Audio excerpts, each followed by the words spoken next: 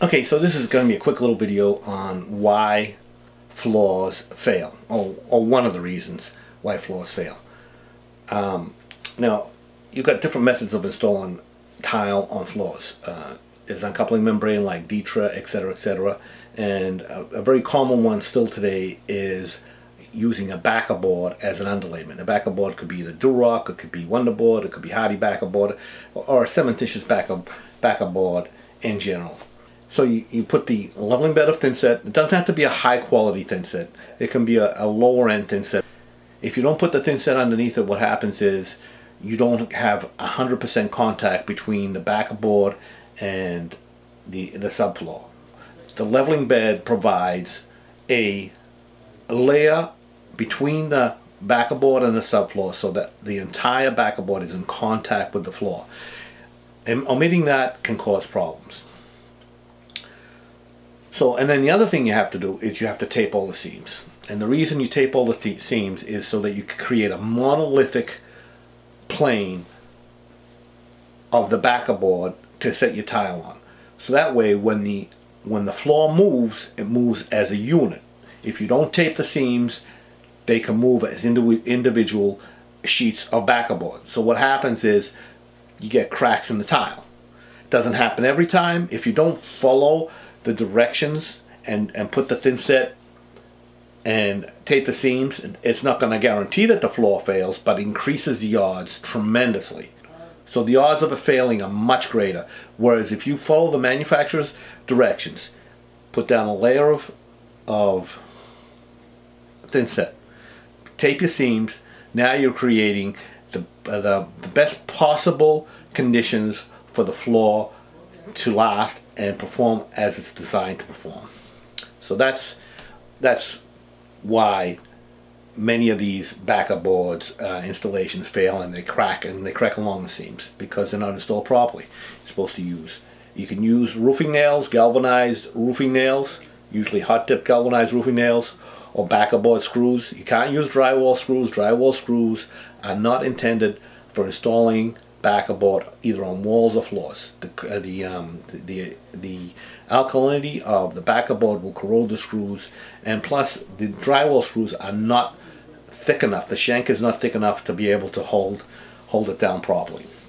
But anyway, getting to this video now. Now this video was actually made by a colleague. His name is Jeremy Waldorf, and he's in Michigan, and he's demonstrating here what happens. Well, not demonstrating, this is an actual floor that he had to rip up that completely failed, and you'll see in a second, because it wasn't installed properly. No cement under the backer board, no taping the seams, and the results what you get is what you're going to see here. So Jeremy is a certified tile installer, so he's also a certified inspector. For if you're having a problem, he can come and inspect your floor and tell you what's going on. He's a certified tile installer, and he's also a member of the NTCA. So this guy has credentials and he knows what he's doing. And he's in the Michigan area, and I will leave all his information in the description below. So if you need someone and he's in your area, you can contact him. So all that will be in the description below. So I'm going to get to Jeremy and what he found on this job, and you'll see what can happen when you don't install your backer board properly. Hey everybody, Happy New Year. I just want to bring you in on the project that I'm in right now. I'm working on an install for, and even just a couple days into the new year, I'm going to continue to see the same things I always see when it comes to tile failures. I've got a nice big kitchen here, nook area. I'm demoing the existing tile because you can see actually some piles of tile around the room here. It only took me probably 20 seconds or 30 seconds to get those off the floor.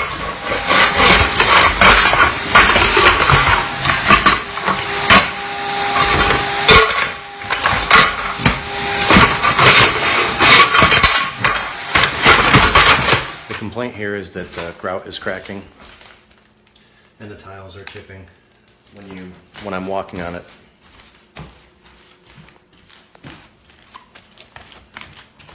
You can actually hear the cracking underfoot.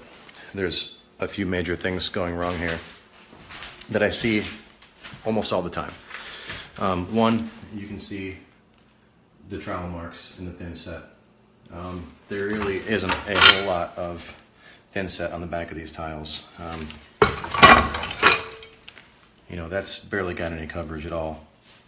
The other thing that you'll see is that there are cracks all through the substrate. You can see these cracks running through here. These are the joints in the Durock. Okay.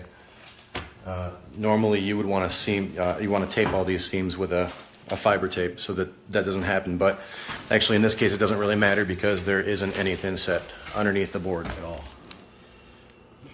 You can see a lot of guys will tell you, and I've heard it a lot, that you don't need thin set underneath Durock as long as you use enough screws and nails.